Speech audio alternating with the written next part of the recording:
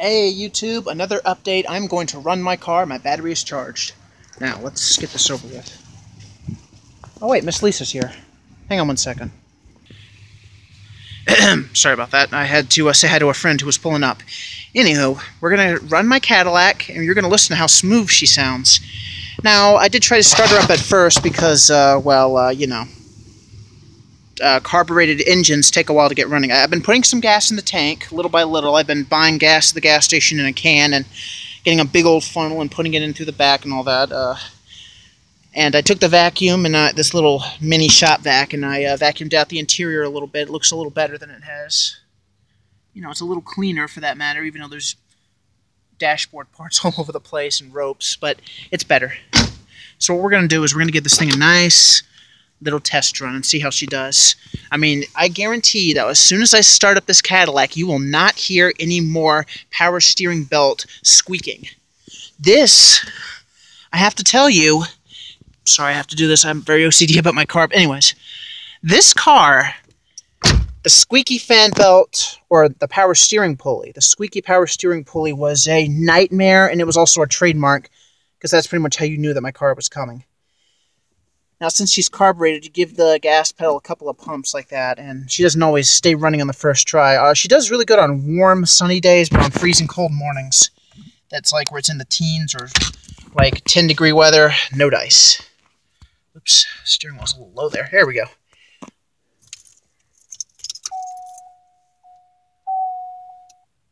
Oh, yeah, that chiming bell's a little bit... Now, see, there's the level ride. It will not turn off. Sometimes it does, sometimes it doesn't. I don't know. It used to work perfectly when I first bought it. Here we go.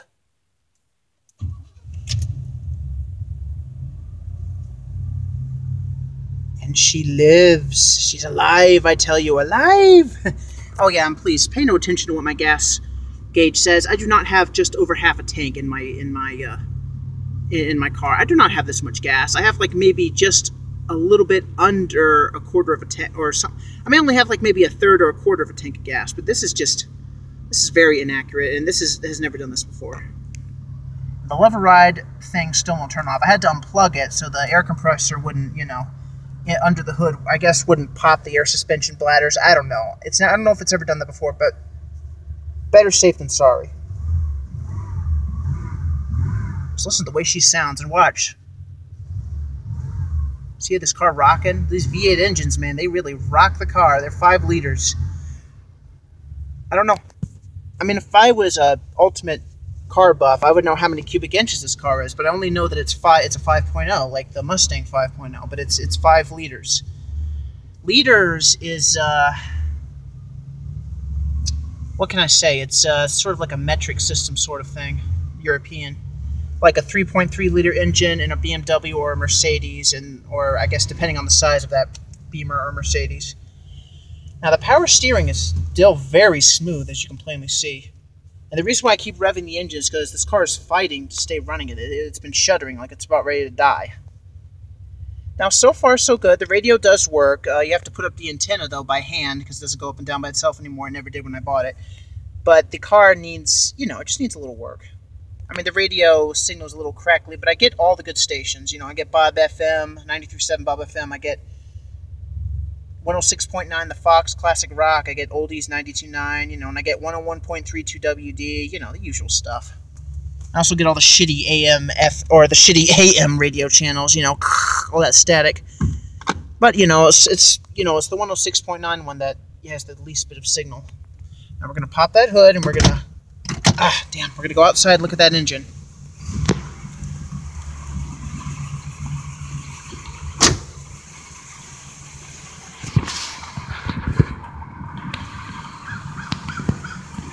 It's a little sputtery, but it runs.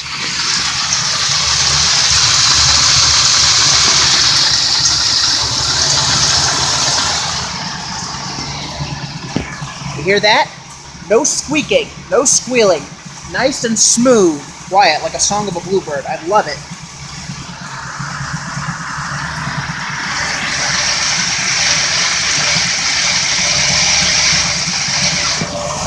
Well, the engine is shaking a little bit. It's like fighting to stay running because this car's been sitting for a while, but it works.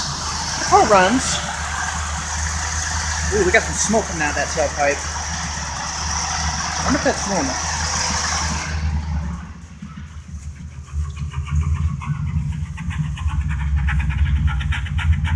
I don't know if it's because it's cooler outside or the fact that I need an oil change, but I don't really think I'll know.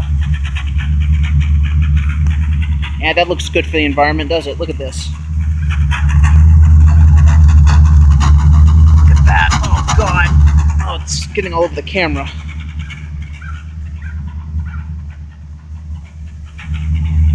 It's getting moisture all over my legs. Look at that.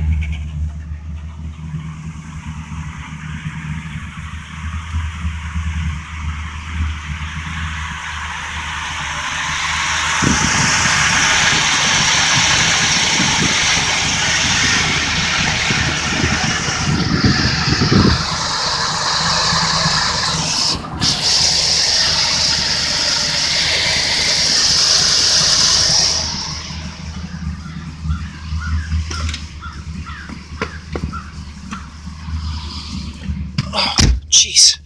So anyways, as the car is running. Look, now it says I'm down to a half a tank. Okay, and the point is the car runs, and that's all that matters for now, you know, until I can get more stuff worked on later, but you know, the windows work. They're a little slow, but you know, it's a luxury car, you know, you can't really expect everything to be so fast. All 4 windows work, locks work, horn works, radio works, clear as a bell, don't ask me how. This does not work. The climate control system has been broken since, I guess, a year after I bought the car. I used to have such really good air conditioning, it was like heaven, nice and cold. Oh, God. And now nothing works. The heater doesn't work. The blower fan is, I think it's the big trouble. It's not causing any, you know, nothing's coming out of the vents. And as the car sits right now, it's in pieces. It's kind of disheveled or shivered, or I don't know how you pronounce it. But all I'm saying is it's just the way it is, and it's really upsetting, you know. But I still got very smooth power steering, as you can plainly see. Look how fluid that is. Oh my goodness. Oh my goodness. This car is a boat. It is a boat. I could still go into drive or low or whatever. No problem. Well, sort of. I mean, I bet you it would stall if I started rolling. But anyways, yeah, some cars are like that when they're carbureted. But all messed up things aside, it runs. It's pretty much all that matters, you know? I mean, look at this. I've taken apart everything in this dashboard so far. And see this little wire right here? Watch when I pull on it. Yeah, that's what that's for, yeah. Make sure that doesn't break. I need to know if I need to be in drive or whatever. But that's what that's for. And, well, I mean, the mirror switches, they work and all that, so there's no problem with that. Power seats still work, power locks and all that, windows. Cigarette lighters, they all work. You know, they all still work. It's just, you know,